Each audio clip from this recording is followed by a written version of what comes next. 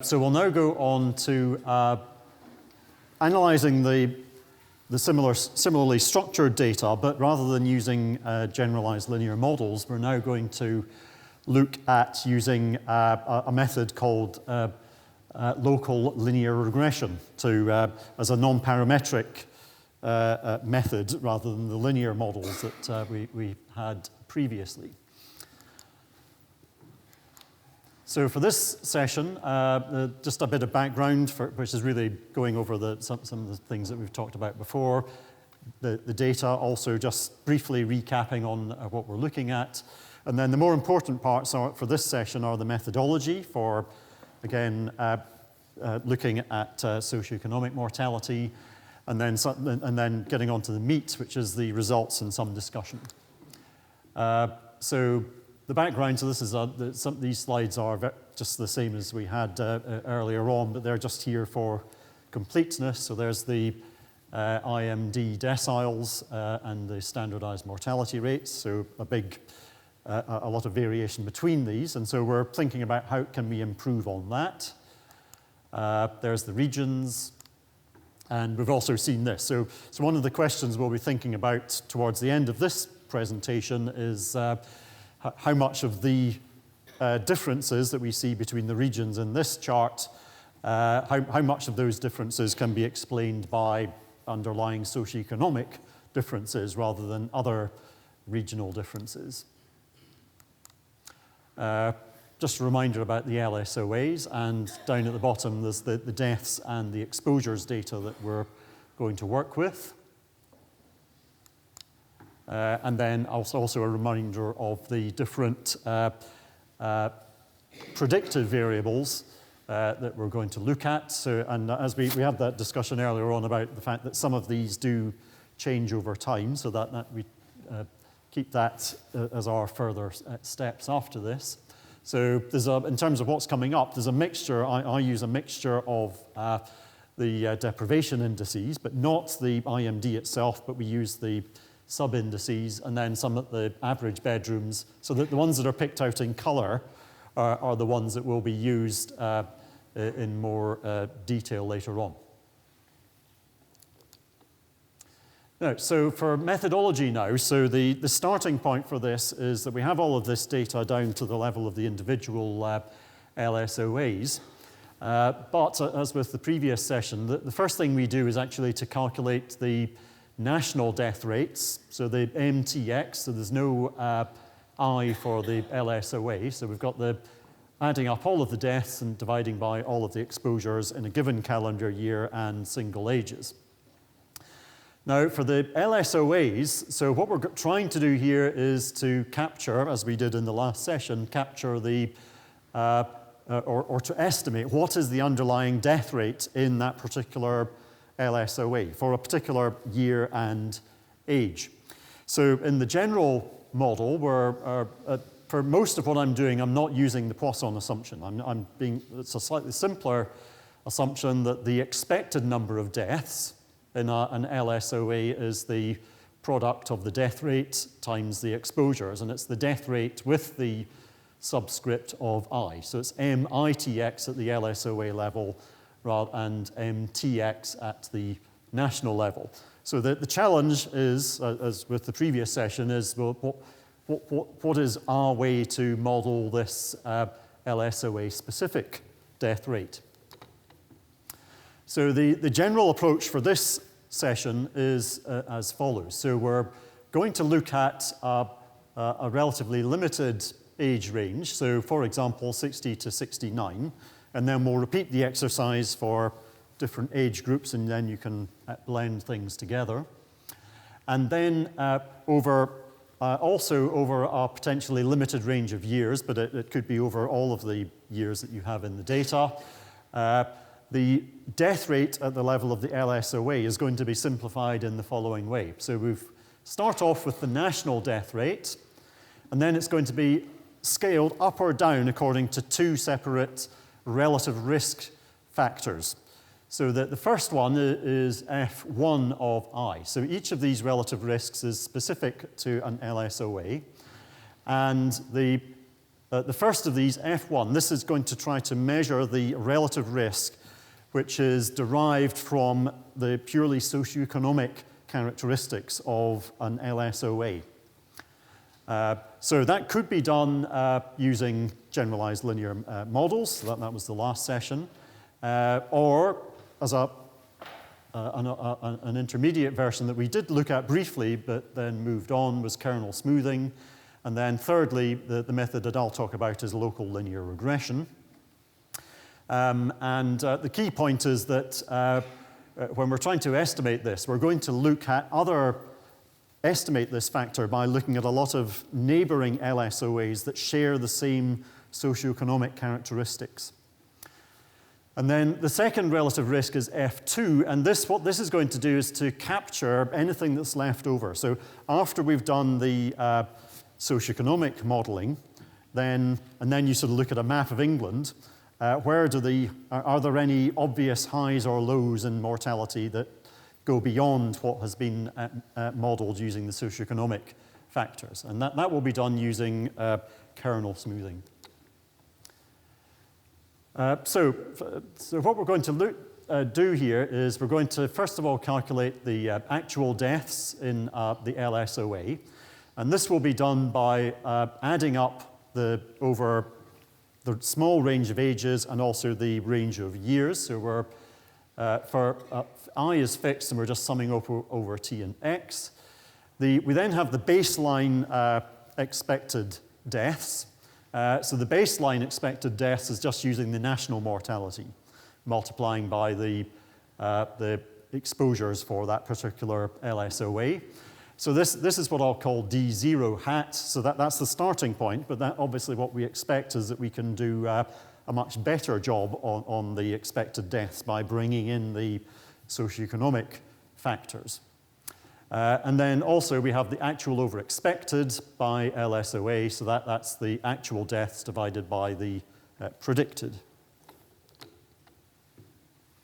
So we then get the predictive variables. So there's a different type of standardization here compared to Jia's presentation. So in the previous presentation, the standardization was by transforming the predictive variables, first of all, into the 0-1 interval, uniformly distributed, and then into a normal 0-1.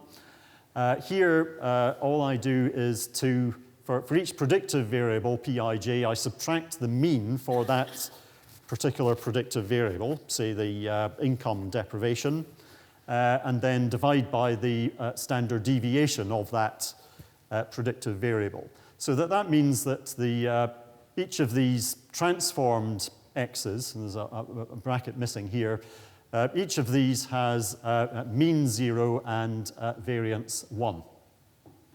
And the purpose of the standardization is that when we come to a system of weighting in terms of looking at neighbors in different dimensions in terms of predictive variables, this standardization means that you don't have to worry about if I go in this direction, do I need to calculate the distances in the same way as going in a different direction.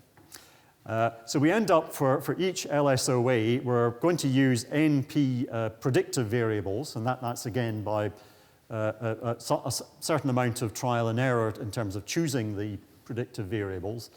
So we have a vector for each LSOA. And there's the urban-rural classifications, and for example, in the previous presentation, we saw that urban-rural classification or taking that into account, does make a difference to the quality and the goodness of fit. And in fact, that sort of partly, in an indirect way, partly answers that question that we had about does the headline IMD, which does not include urban-rural classification directly, so we found that including urban-rural does make a significant difference in terms of the quality of the fit. Right, so this is a stylized example of the local linear regression, because this is the sort of part of the sort of key takeaway from this session is the sort of new method that hasn't, as far as I know, been used in a mortality setting. So this is just a stylized example where we have our predictive variable that doesn't you don't need to know what that is.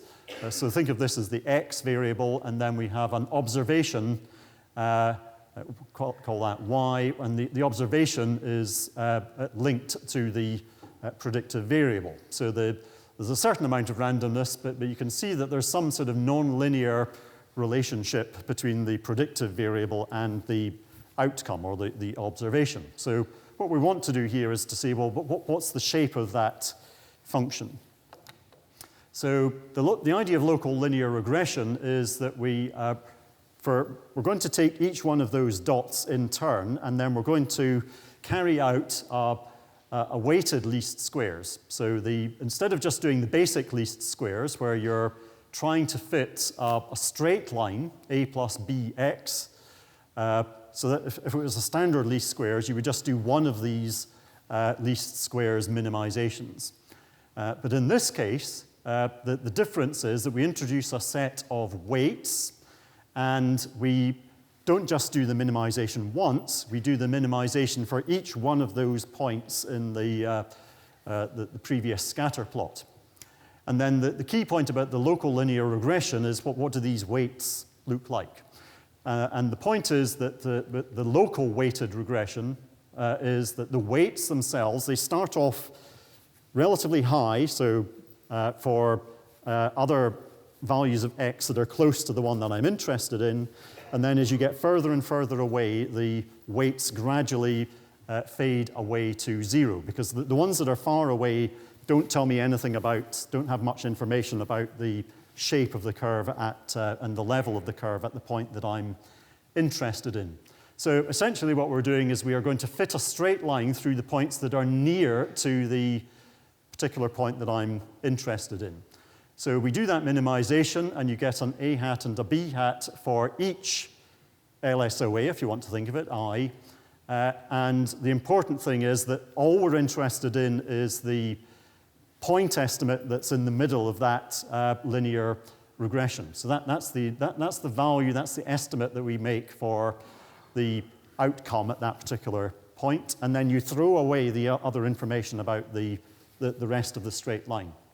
Now, you could use other methods. There are lots of other methods that you could use if it was one dimension. So you might use some polynomial or B-splines or something like that. But in many cases, these alternative methods, once you go up to maybe 6, 7, 8 dimensions, as we will do, or 8 predictive variables, then these methods very quickly become very cumbersome, if not impossible, in terms of computational time and memory storage. Whereas the local linear regression extends very easily, and the computation times go up a little bit, but not hugely so. So for that stylized example, if we're interested in this particular value of x, just below -1, the size of the black dots is indicating the weight that I attach to each of the neighboring observations. So you can see that the black dots are big in the middle, and then they very quickly get smaller and smaller. So then the red line is the local, or the result of that local linear regression. But all we're interested in is the single red dot in the middle. So we don't really need to know what the slope of the straight line is. All we need to know is the value at that particular point there. So that's the point estimate for that particular value of x.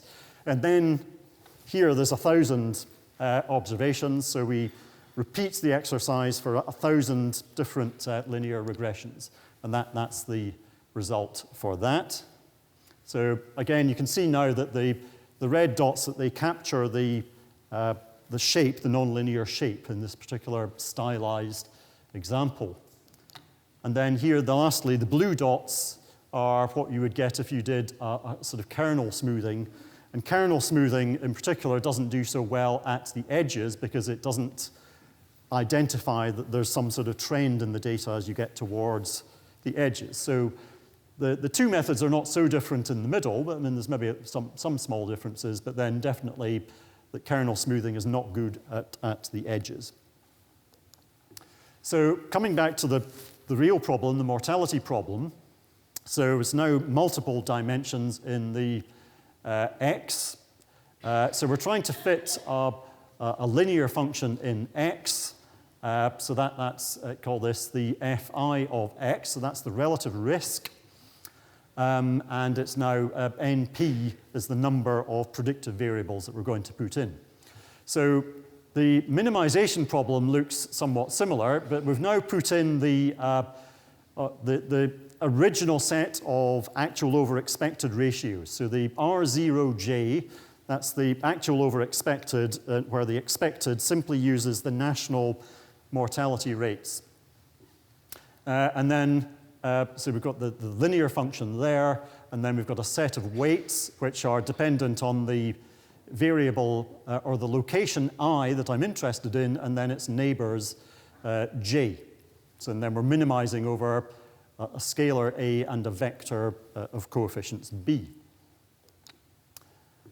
And then all we're going to do is for the relative risk, so that's the scaling up or down. So relative to national mortality, is the mortality going to be a bit higher or a bit lower? So that's the F1 of I, using the estimated A and B. And then you're going to update the estimated deaths. So that was the basic estimate for expected deaths. And because of the simplicity of the model, we simply scale that up by the factor F1.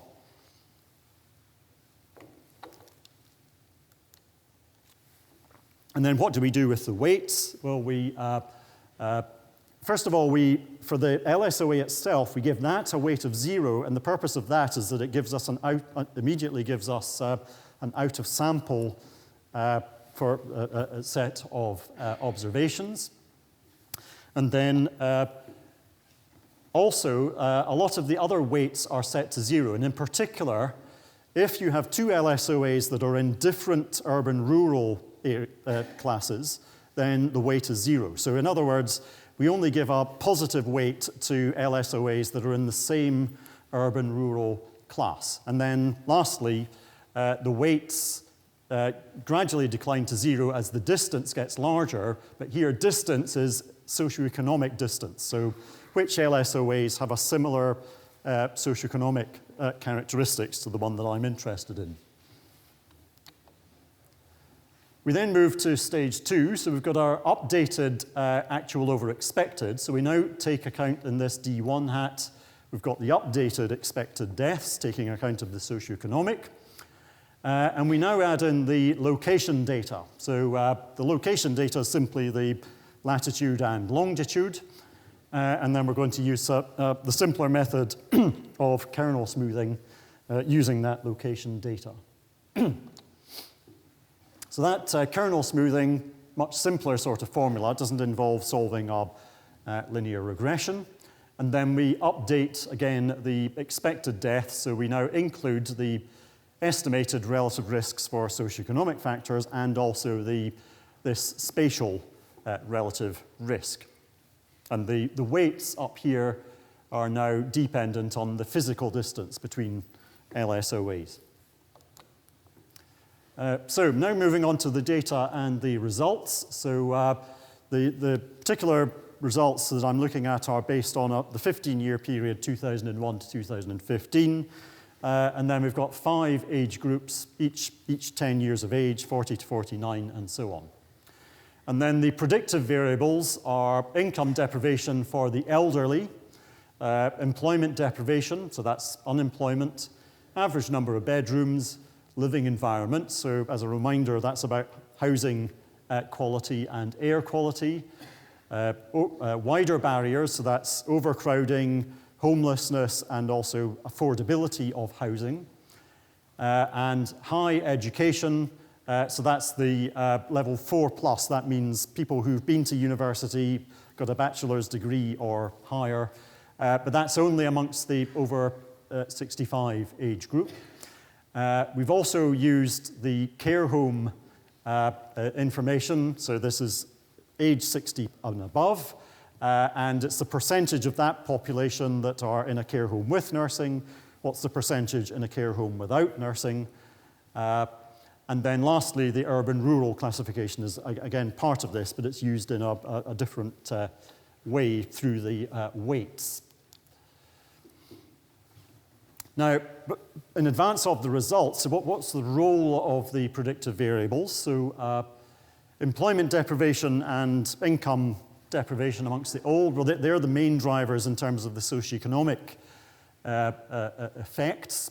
But for younger ages in one case and the older ages, and they don't suddenly switch over when you get into the one age group rather than another. It's more that the balance between the two gradually shifts up and down as you move from one age group to the next. Urban-rural classification, that's again statistically a very important thing to include.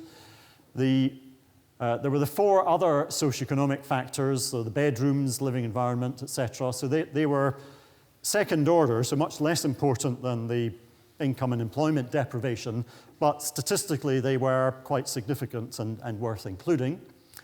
And then lastly, just looking at the individual LSOAs, it's that the care homes are definitely, perhaps amongst all of these are maybe even the more important. Although there's a relatively, it's maybe about 20% of LSOAs that actually have a care home, but for those ones, it's definitely important to incorporate this in order to get a better fit within the model. So even though, from our point of view, you might regard it as a sort of nuisance variable, and I say that in the sense that what we want to do is really measure what's the impact of these factors on mortality. And then the care home is just pushing local mortality up or down because there's a separate group of people in that area who are very ill and need that care and are likely to die earlier. And to the extent that the way the model is set up, that we are able to filter out the effect of being in a care home or not. So if you go to one extreme and say that, suppose that everybody in this LSOA was in a care home with nursing, then the mortality would be between 3 and 6 times higher compared to if there was no care homes in that area. So, of course, it's not causal, it's simply reflecting the fact that when you go into a care home, you are in the last year or two of your life, most likely. Now, you might want to think about, well, where are the care homes? Because that could introduce potentially some bias in the data. Now, you can look at this in different ways, but here what I've done is I've looked at the relative risk. So we've estimated the relative risk. So this is the F1, the relative risk from all of these predictive variables. And if you rank those, so that's the x-axis, and then you plot the rank of the relative risk against the proportion who are in a care home. Now, on the left-hand plot, I'm just looking at the relative risk that has been estimated, including the care homes. Now, the reason we get this shape here is that all of the high-ranked LSOAs, they are the ones that contain care homes, and that's why they have a high or a higher proportion of areas with care homes come in these areas here. Whereas if we filter out, so we can take out the effect of the care home, and so you can re-estimate the relative risk by setting the care home proportion to 0, and you can then re-rank all of the LSOAs. Now, so if you do that, so that's with the care home effect removed, rank the LSOAs, and then plot the proportion in care homes, then what this chart is saying to me is that where care homes are located is not actually particularly dependent, at least on the socioeconomic variables that we're looking at. They are pretty randomly distributed across the country, and some of them are in deprived areas, some of them are in more affluent areas. Now let's have a look at the location-specific risk, because one of the questions that we were interested in was how much of the variation that we see is genuinely geographical after we have filtered out the socioeconomic effects. So this is the F2 factor. So this is the result of that for males, and it's looking at the 40 to 49 age group. Now, the first thing that you can see here is that, or just to explain, so the each dot is a single LSOA, and some of the dots are large, some of them are small, and the size of the dot is simply about how big geographically, in terms of space, how big is a particular LSOA. So the bigger dots are simply in more rural areas, and the small dots are in the urban areas, and the size just helps to, first of all, fill up the country, but also to allow you to see that these different levels of detail. So the reds are like that one there. So these are where the F1 relative risk is more than 110%. The blues are less than 90%, so lighter mortality than predicted by the socioeconomic variables. So for this particular age group, you cannot see a north-south divide at all. It's the reds and the blues are just a bit more randomly distributed around the country. There's a bit of a ring around London, which I sometimes speculate is associated with a commuter effect, perhaps, but that's pure speculation that commuters somehow have more stressful lives that causes slightly higher mortality, but as I say, that's pure speculation. We can then go see how does that map look like when we go from one age group to another. So there's the 50 to 59. So that ring round London is moved in a little bit compared to what it was before, and then a bit of a hot spot around the sort of Lancaster sort of area. 60 to 69. And you can maybe also at this point start to see that there's a more green emerging in the southwest and East Anglia, and a bit more warm colors in the north. And then 70 to 79, the hot colors are starting to move north, and 80 to 89.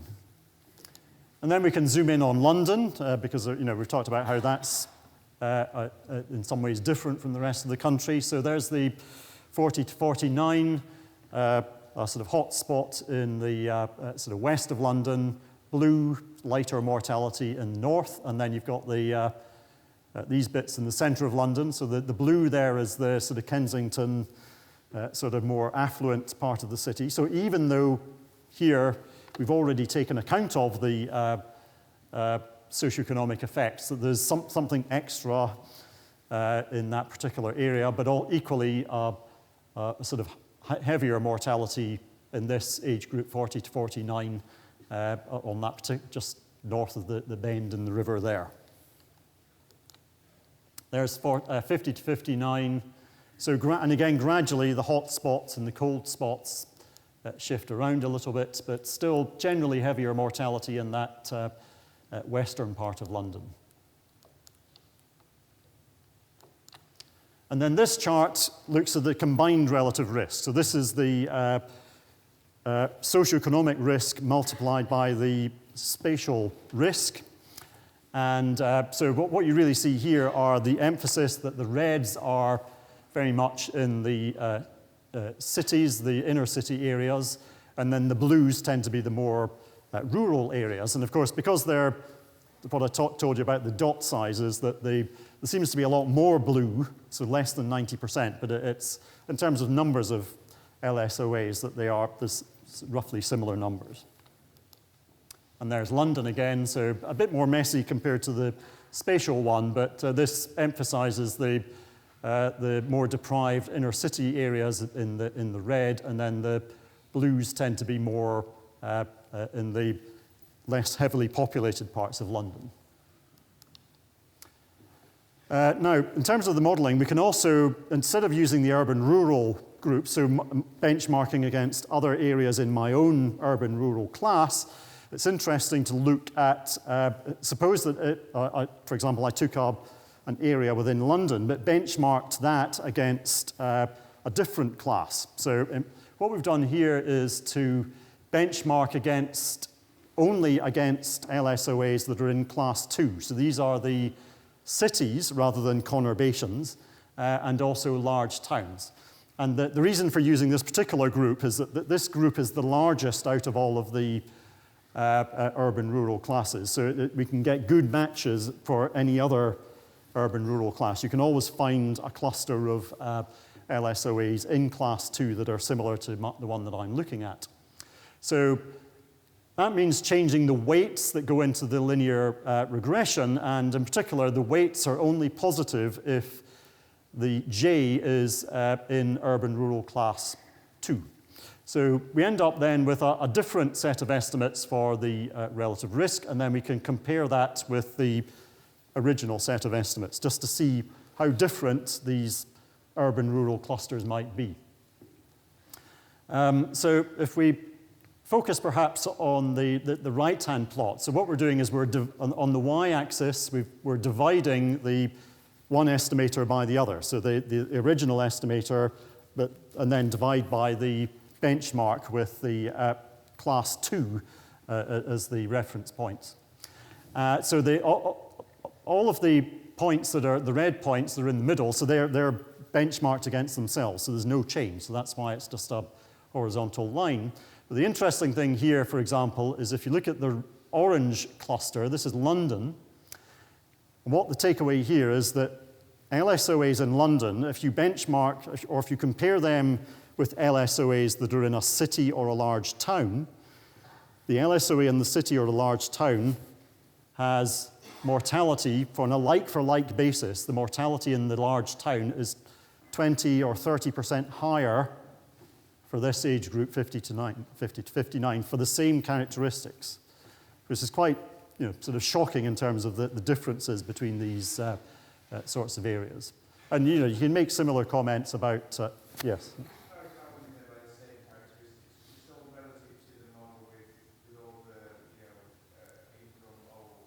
Yes, yes. Yeah, so we're looking, so we take one LSOA in London, and then we look in group class 2, we look for other LSOAs that share the same socioeconomic characteristics.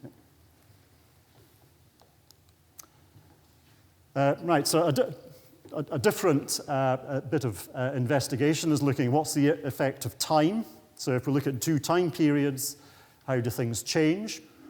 And there are some changes, so and again, as part of ongoing work, we want to try to see how we might model that. But here we've looked at 2 8-year periods, and this is looking at the spatial effects, and you can certainly see some changes, but but there's certainly quite a high correlation. This doesn't show so much the correlation, but if you calculate the correlation between the spatial effects in the 2 periods, that's relatively strong, but there is some shifting and some noise in the data that affects that. And then we can also, with these 2 time periods, we can look at the F1, the socio-economic relative risk. So here we've got 2 age groups, 40 to 49, and then the 80s. And then we're plotting the relative risk for 2001 to 8, the first 8-year period, and then the second 8-year period. And then each dot is one LSOA. So if there was no time effect, then all of these dots would be lined up on the diagonal. A lot of what we see is the result of sampling variation in the underlying data, so there's a bit of noise. But then for the 40-49 group, you can see the orange dots are the London again, and the slope of that is telling me that in London, in this particular age group, the inequality has been decreasing rather than increasing. And in contrast, in the 80 to 89 group, all of the dots are steeper than the x equals y diagonal. And the fact that it's steeper is saying that in the older age groups, the inequality is increasing.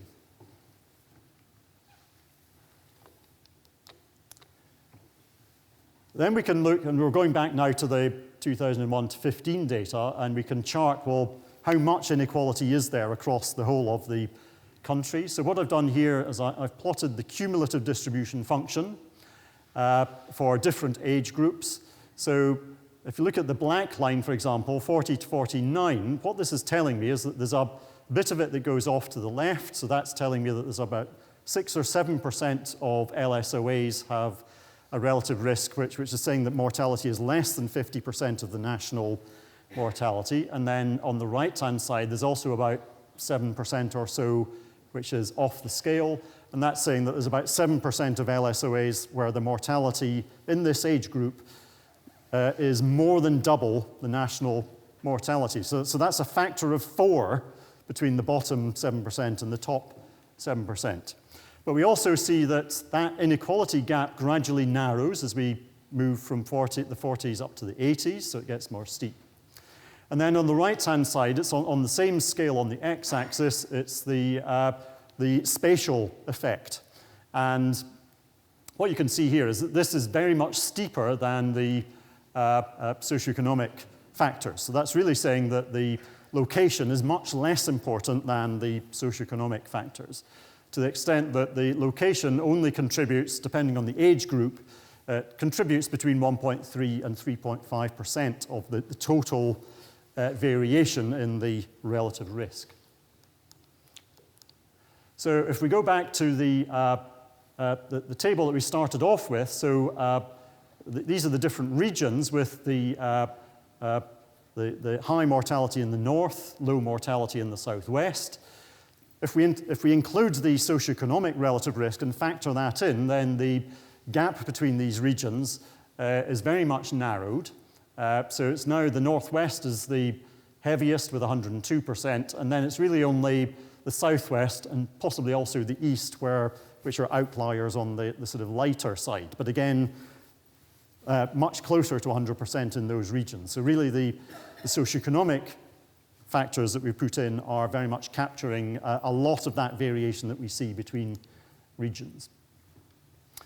Now we can also just look at deciles. So rather than just what we've been looking at is really a very fine scale of looking at the different LSOAs, so more continuous scale for the relative risks. But of course we can use that to construct deciles. So instead of using the index of multiple deprivation, you can now use the socioeconomic relative risk that we've estimated here. But instead of using it directly as a relative risk, you can simply rank those relative risks and then use those ranks to reconstruct deciles. So we're now looking at region, but so what we're plotting here is first of all on the left, it's the raw regional age standardized mortality rates. So quite a big spread between regions. We've got improving mortality over time, so 2001 to 2016, and a bit of a leveling off. If you're careful, you can see the sort of light blue line is London, and that is improving at a faster rate than the other regions. The middle plot and the right-hand plot, these are variants of the regional age standardized rates, but what we've done here is to adjust for the fact that in the north, the northern regions have more deprivation than the south. So once you take account of those, if you're taking account of it only using the IMD, then this is the chart. So you can certainly see that there's a narrowing of the differences between the regions. And then thirdly, if you, instead of the IMD for working out deciles, if you alternatively use the proposed socioeconomic relative risk that we've used here, then again, this is rather narrower. There's a further narrowing from the middle plot. So again, the differences between the regions gets compressed even more. But it then starts to highlight in both of these charts the fact that London has been improving at a faster rate and is now certainly at a lower level compared to other areas. So just to round off, so the key predictive variables in the sort of genuine socioeconomic factors are the income and employment deprivation, but the other variables do play an important role. Socioeconomic relative risk does outperform income deprivation as a predictor, so as a single variable. Spatial regional effects, they are significant, but they are statistically, but they are much less important than the socioeconomic effects. And then in terms of next steps, so both effects, so can we use these to improve predictions of insurance and pensions mortality? So I'm very interested in talking to anyone that might be willing to try out our predictive variables to see if they can help to improve your own predictions of mortality. And it can be used in different ways, but I'm certainly very happy to share our numerical results. And then there will be a sessional meeting on the 6th of January where this and the next session will be discussed, and there will be a paper to go along with that. So you might want to go away and think about what you've heard today and then come back with some comments. So thank you.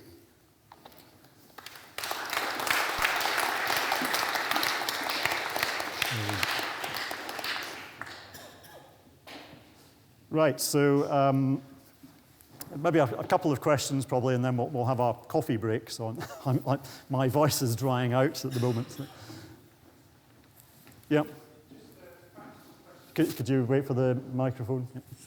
Yeah. Just a practical question. For the local linear regression, what environment did you use, what package, or did you have to write it? Well, a bit of both. So the package is R, which handles all of this, the basic data fine. And in terms of the actual method, the local linear regression, that's all programmed by myself rather than using a standard function. Because I mean, there are one or two methods that are standard methods that are a bit similar, but different enough that I need to do it myself. But it also means that I then have complete control over what I'm doing, and I understand much better what the outputs are. The other point to mention is that in the programming, that the computationally most intensive part of it is that you just need to invert a matrix, which is a square matrix where the number of rows and columns is the number of predictive variables. So there's nothing iterative in the coding. It's just a matrix inversion, and then you get immediately get the result for the prediction. So that's another reason why I think it's quite a nice method in terms of its more general applicability, not just to this problem. Yep. It's more like a comment.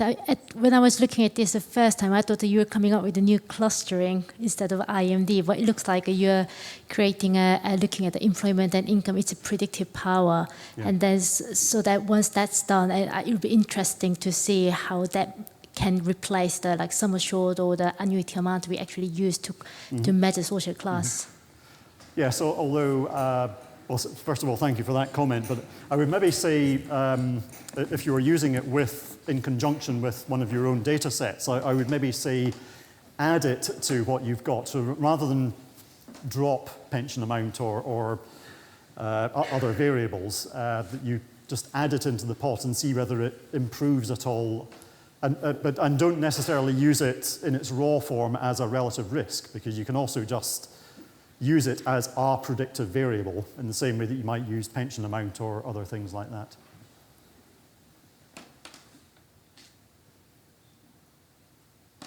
Okay, that's maybe the last question, then coffee break. Yeah, thanks for that talk. That was really interesting. I thought the extent to which London's improvements hadn't slowed down was particularly interesting. Yeah. And I guess that, to me, sort of implies that there's maybe other kind of socio-economic indicators that we haven't kind of picked up.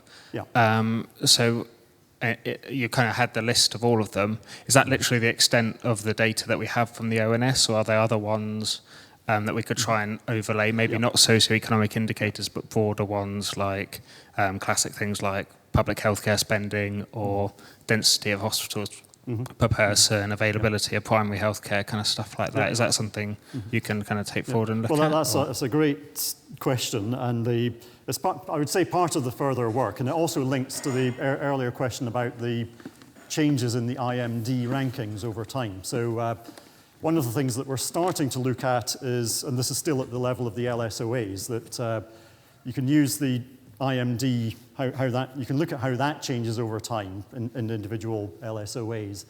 And the sort of my very first pass at that in the last few days was looking at 2011 versus 2015, and you can certainly see there that there's gentrification trend for London versus everyone else. So but that's just looking at the indices. So what we need to do as a next step would be to see, well, how can we use that sort of thing and maybe use the older IMDs and the very recently announced IMD 2019. Can we pick up some trends from that and incorporate that into the data that we've got? Public health spending, that's another great thought, because even though you don't necessarily have it at the level of the LSOA, that's clear that at the regional level, perhaps, or the care commissioning groups, I can't remember the night. So there are other larger geographical areas where you probably can measure that sort of quantity spending, both on the NHS and then separately on public health, to see whether there are factors there. But so I think that's sort of in the future work for us. But I think that these are the things that we do need to look at in terms of just getting a better understanding of these sorts of results.